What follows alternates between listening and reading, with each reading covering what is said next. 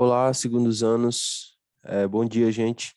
Nossa aula de hoje está sendo gravada, tá certo? Nesse exato momento eu estou em uma reunião com o pessoal da secretaria, então, portanto, eu vou concluir aqui os conteúdos que eu iniciei com vocês sobre a vinda ou a chegada da Corte Real Portuguesa ao Brasil no início do século XIX.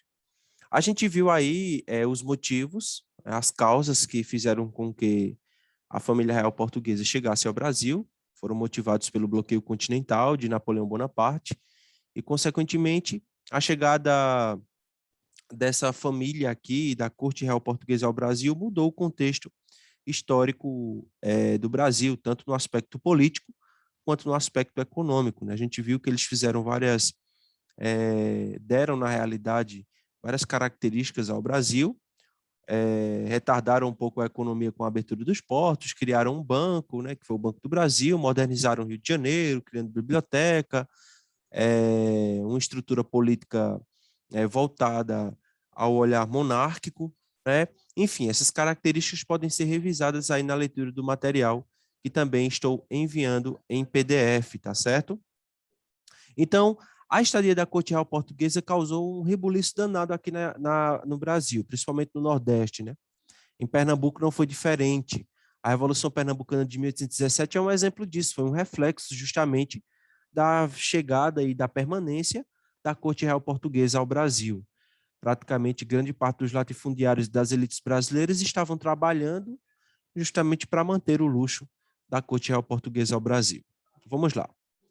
Vieram juntamente com a família real cerca de 1.500 pessoas que eram sustentadas pelo governo. Aí, a partir daí, a gente já começa a imaginar como era a situação econômica e política do Brasil, né?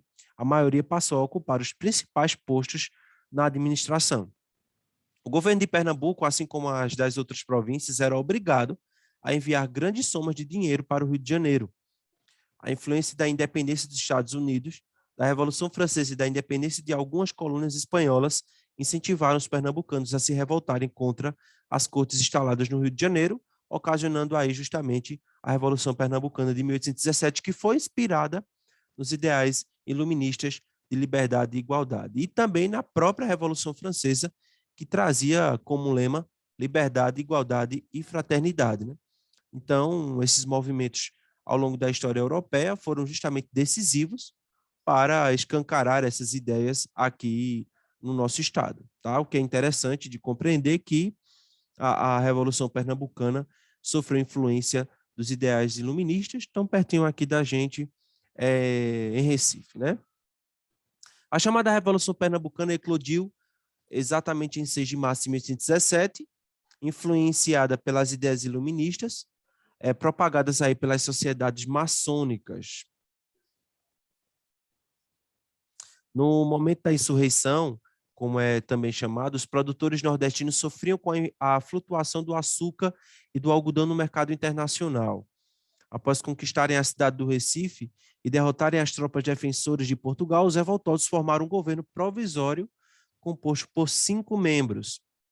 Difundiram o movimento em outras capitanias do Brasil e em algumas nações europeias. A cidade do Recife foi cercada por embarcações que interromperam a comunicação da capitania com outras regiões.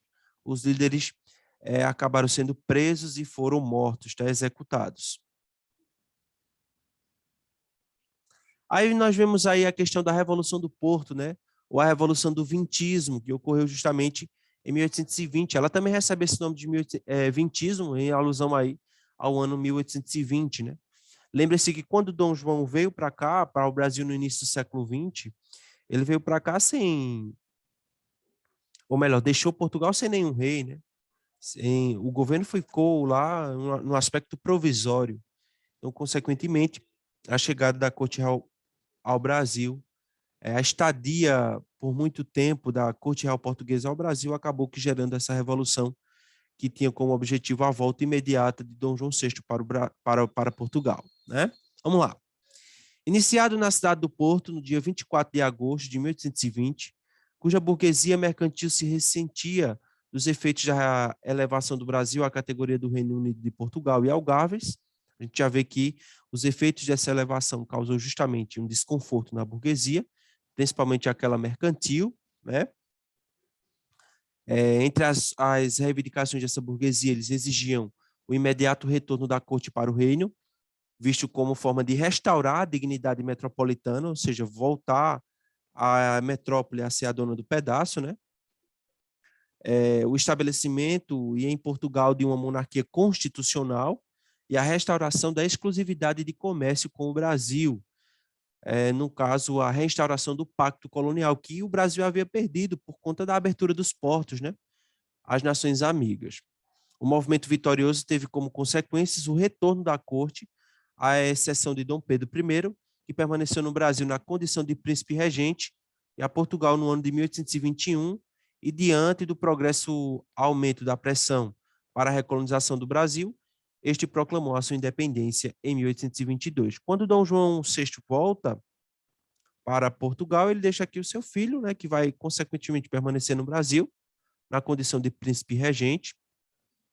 E ao longo a gente vai ver esses próximos assuntos no primeiro reinado, que Dom Pedro acabou se estruturando como o primeiro imperador do Brasil a partir da proclamação da independência no famoso 7 de setembro de 1822, tá? Aí a gente vai ver nos próximos assuntos aí a estruturação do governo de Dom Pedro I, de 1822 até o ano de 1831, tá bom? Então, essa foi nossa aula de hoje. Nós temos aqui ainda um pouco aqui que fala aqui sobre o retorno da família real portuguesa, né, ao Brasil. Não chegamos ao fim ainda. Pressionado pelos súditos em Portugal, Dom João VI anunciou sua partida e, através de um decreto, entregou a seu filho, Dom Pedro, a regência do Brasil. Pressentindo a inevitável independência, teve o cuidado de recomendar ao regente: Pedro, se o Brasil se separar, antes seja para ti que me hás de respeitar do que para algum desses aventureiros, né? Neste caso, ele tinha um medo muito grande de entregar o poder do Brasil nas mãos de outros grupos políticos, né? Onde constantemente a corte real portuguesa esteve aí sofrendo pressões para ir embora do Brasil, né? O embarque da família real ocorreu em meio a grande agitação.